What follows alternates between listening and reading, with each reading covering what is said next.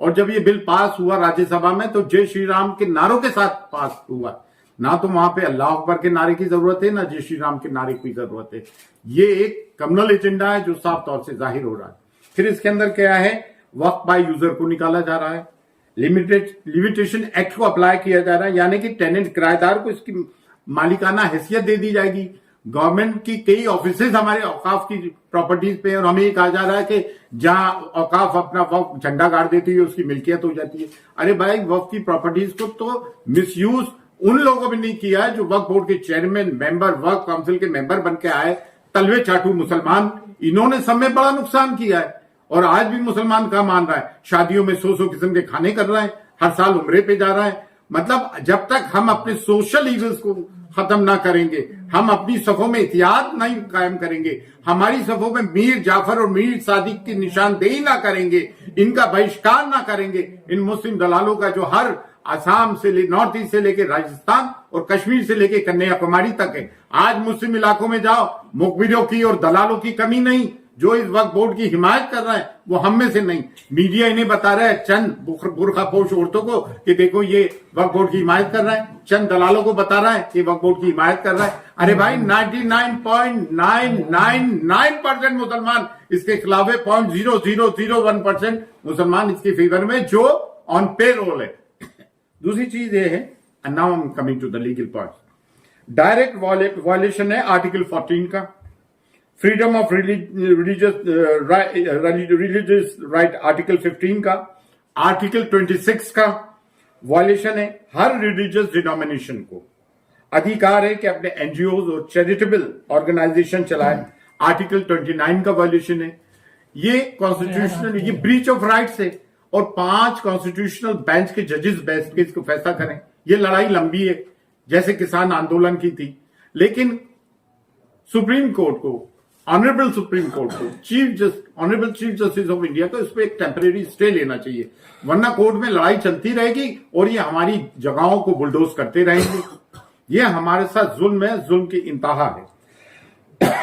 دوسری چیز یہ ہے کہ پرسنل لا بورڈ سے بھی ایک گزارش ہے، وہ یہ گزارش ہے کہ جیسے ٹرپل طلاق کے معاملے میں، بابری مسجد کے معاملے میں ان کا جو ایٹیٹیوڈ رہا، بڑا ڈوسائل ایٹیٹیوڈ رہا. ہم یہ چاہتے ہیں کہ ان کے ایٹیٹیوڈ میں ایگریشن ہو.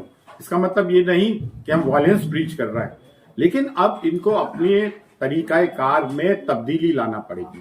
اس سے یہ کام نہیں چلے گا، اور ایک یونانیمس ڈیسیشن لینا پڑے گا، بال اتفاق رائے. اس میں جمعیت علماء ہند بھی ہو، جماعت اسلامی بھی ہو، دیگر آرگنائزیشنز بھی ہوں مسلمانوں کی، اور مسلم درگاہ اور خانقاہوں کا آنا بھی ضروری ہے. درگاہ اور خانقاہوں کے وہ سرکردہ مسلمان جو مسلمانوں کے حق میں بابانگے دول بولتے رہے، نہ کہ وہ دلال جو کہ حکومت کی چاپلوسی کرتے رہے اپنے چھوٹے چھوٹے انٹرسٹ کے لیے، اپنے مفادات کے لیے، جن کے چہرے آج کالے پڑ گئے اور چہروں پہ تبرہ برس رہا ہے. دوسری چیز یہ ہے، ہم ہندوستان کی سالمیت میں، اس کی اکھنڈتا میں وشواس کرنے والے لوگ ہیں. اسی لیے ہم نے 1947 کے پارٹیشن کو ٹھکرا کر اس دیش میں جہاں ہمارے بزرگ دفن قبریں ہیں اس کو اپنایا ہے. لیکن ہم اس بات کو بھی فراموش نہیں کر سکتے کہ ہمارے سامنے بدر و حنین، خیبر و خندق، کربلا بھی ہے. جرت علی اور فکر حسین ہمارا دستور العمل بھی ہے. اور اس طرح کے معاملات میں یہ ہمیشہ سے ان اسلامک دشمن اور مسلم دشمن طاقتوں کے خلاف یہ ایک میل کا پتھر ثابت ہوئی ہے. آج کوئی اگر مسلمان یہ بات کرتا ہے یا کوئی غیر یہ بات کرتا ہے کہ ہم فرقوں میں بٹے ہوئے، تو الحمدللہ آج کی تاریخ میں نہ ہم فرقوں میں بٹے ہوئے ہیں، نہ برادریوں میں بٹے ہوئے ہیں. آج مسلمان وقف کے معاملے کو لے کے اللہ کا شکر ادا کرتے ہیں کہ ہم ایک پلیٹ فارم پر ہیں. آپ دیکھیں، مجھے ایک بات بتائیے، ایک چیز اور لکھی ہے کہ اگر کوئی مسلمان اس کو وقف کرنا چاہے ملکیت، یہ اللہ اور اس کے رسول کی پہلا وقف اللہ کے رسول صلی اللہ علیہ وآلہ وسلم نے قائم کیا تھا کہ کوئی مسلمان اگر کوئی چیز وقف کرنا چاہتا ہے تو he should be a practicing Muslim for 5 year, 5 سال کے لیے پریکٹسنگ مسلم ہو. یہ کون ڈیسائیڈ کرے گا بھائی کہ وہ پریکٹسنگ مسلمان ہے نہیں ہے، نماز پڑھتا ہے نہیں پڑھتا ہے، روزہ رکھتا ہے نہیں رکھتا ہے؟ بھائی مسلمان کے گھر میں پیدا ہوا مسلمان ہے، ہندو کے گھر میں پیدا ہوا ہندو ہے، کرسچن کے گھر میں پیدا ہوا کرسچن ہے. یہ تو مطلب پریکٹس. اور پھر دوسرے یہ ہے कि आप प्रबंधक कमेटी सिखों की हिंदू एंडोमेंट एक्ट में क्या गैर हिंदू है? क्या सिख प्रबंधक कमेटी में क्या कोई गैर सिख है? जीनियों के धर्मस्थलों में कोई, उनके मजहबी मामलों में कोई गैर चयन है? तो फिर हम मुस्लिमों के मामले में कोई गैर मुसलमान क्यों, काय को हो? और दूसरे हमारे को तो लूटा है अपनों ने, इन मुस्लिम दलालों ने जो वक्फ बोर्ड के मेंबर रहे, वक्फ काउंसिल के मेंबर रहे, इन्होंने जमीन को चाटा है, खाया है, और आज भी ये दलालियां कर रहे हैं। ये बात तो जायज है, लेकिन इसका मतलब थोड़ी कि कोई गैर मदाखलत करे हमारे कामों में। देखें, बारगाह हुजूर गरीबनाथ सुल्तान ख्वाजा मोइनुद्दीन चिश्ती की वो दरगाह है जहां से मजहबी हमआहंगी का मतलब कम्युनल हार्मनी का, सांप्रदायिक सौहार्द का हमेशा पैगाम गया है, लेकिन यहां से कलमा हक भी पढ़ाया गया है, दीन इस्लाम को भी फरोग दिए। 800 साल की हमारी मिरास ये बताती है कि हमने थिक एंड थिन में हमेशा इस देश की सालमियत का भी और मुसलमानों का भी ख्याल रखा है। जब 1935 में काजमी बिल के नाम से वक्त आया, उस वक्त भी हमारी अंजुमन ने इसको रिजेक्ट किया था। अंजुमन सैयदादगान खुद्दाम ख्वाजा ने वक्त बिल जेपीसी फॉर वक्त 2002 आया, जिसके संग प्रिय गौतम चेयरमैन थे। उस बिल के मामले में भी हमने जाके ये फॉर वक्त जेपीसी फॉर वक्त आया था, हमने रिजेक्ट किया। पार्लियामेंट इनेक्स में डिबेट की, कई मीटिंग्स अटेंड किए। अभी अगस्त में जेपीसी फॉर वक्त जब बिल आया, उसको भी हमने प्रेस कॉन्फ्रेंस करके कंडेम किया, उसको सिरे से खारिज किया। और आज जब ये एक्ट बन गया है, तो आज अप्रैल 9 को आज हम फिर इसको कंडेम करते हैं, इस एक्ट को, और हम ये चाहते हैं कि इन चीजों को वापस लें। और बिल आखिर हमें जमहूरी निजाम में, डेमोक्रेटिक रेजिम में कॉन्स्टिट्यूशन हमें ये राइट गारंटी करती है कि हम सड़क पर आके आंदोलन करें।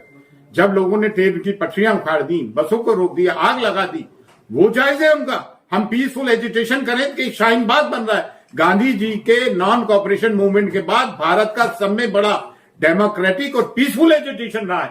शाहीन बाग क्यों नहीं बनेगा? क्या शाहीन बाग अनडेमोक्रेटिक है? उसमें कह दिया कि वो पाकिस्तानी है। किसान आंदोलन को कह देते हैं खालिस्तानी है। क्या मुसलमानों को जीने का हक नहीं, अपनी बात रखने का हक नहीं? क्या माइनॉरिटीज को अपनी बात रखने का हक नहीं? आप देखिए ना, कैबिनेट मिनिस्ट्री में भारत की बुद्धिस्ट भी है माइनॉरिटी में, सिख भी हैं, क्रिश्चियन भी हैं, नहीं है तो सिर्फ मुसलमान नहीं है। अगर कोई मुसलमान ये समझता है कि वो उससे अछूता रह जाएगा तो गलत है। आज हम अपनी आने वाली नस्लों को क्या जवाब देंगे? इसमें दरगाहें, खानकाहें, मदारिस, मस्जिद, कब्रिस्तान सब आते हैं। तो ये समझता है कि अरे हुकूमत से लड़ो। अरे भाई, हुकूमत ही तो एक्ट लेकर आई है, जो ये एक्ट लेकर आया उसी के खिलाफ तो हम बोलेंगे।